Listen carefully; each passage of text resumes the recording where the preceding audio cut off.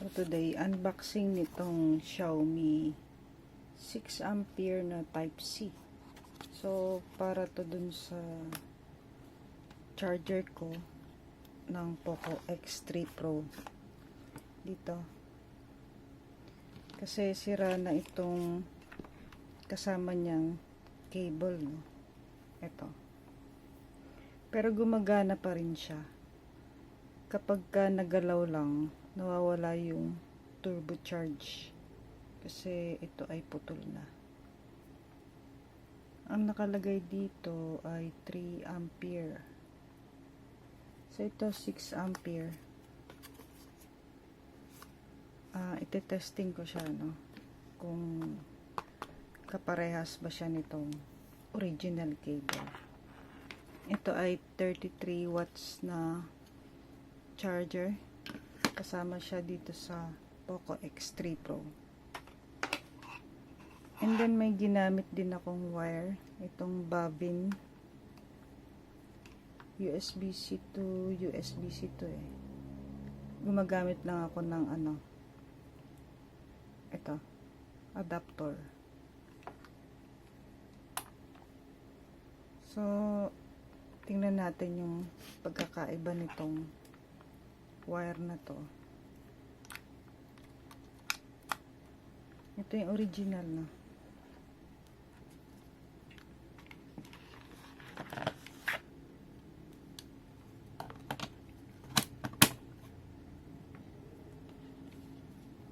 Ito siya.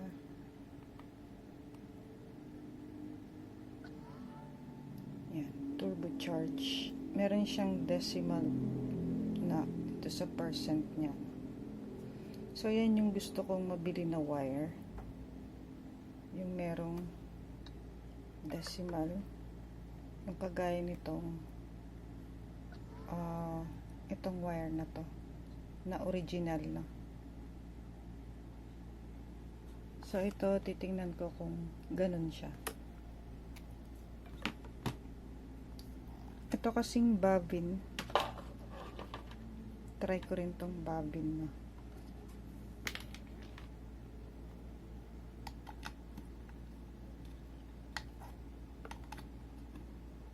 Nagto-turbocharge din to. Pero wala yung decimal niya.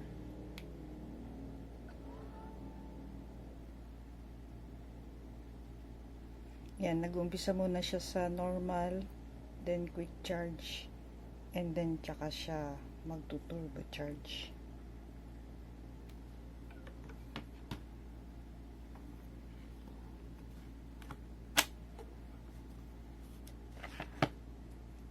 So, tingnan ko to kung original nga ba siya.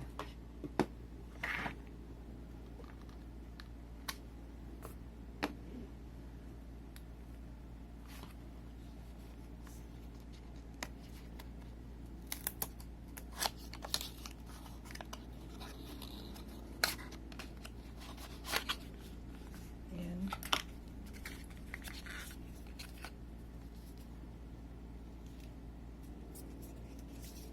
Medyo makapal yung wire niya.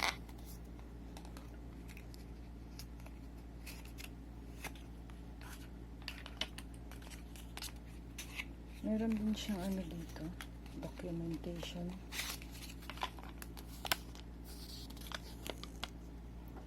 Hindi ko maintindihan kasi Chinese. Pagko-compare ko muna yung original nakasama nitong charger ko.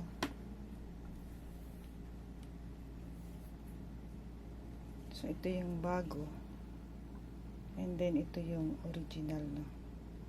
Medyo madumi, matagal na kasi to.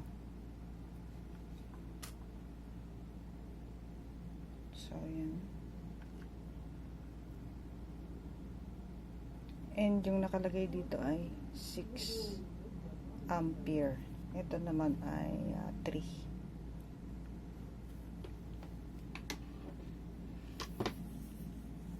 And magkasing haba rin sila. Ayan.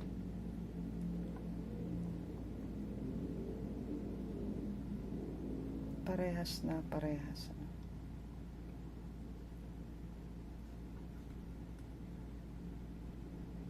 So ayan, itry ko na tong bago kong nabili na wire, kung turbocharged din na merong decimal.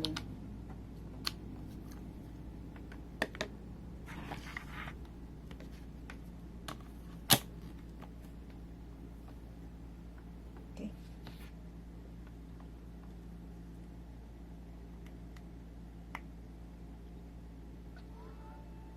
Yun. So meron, no. Try natin ulit.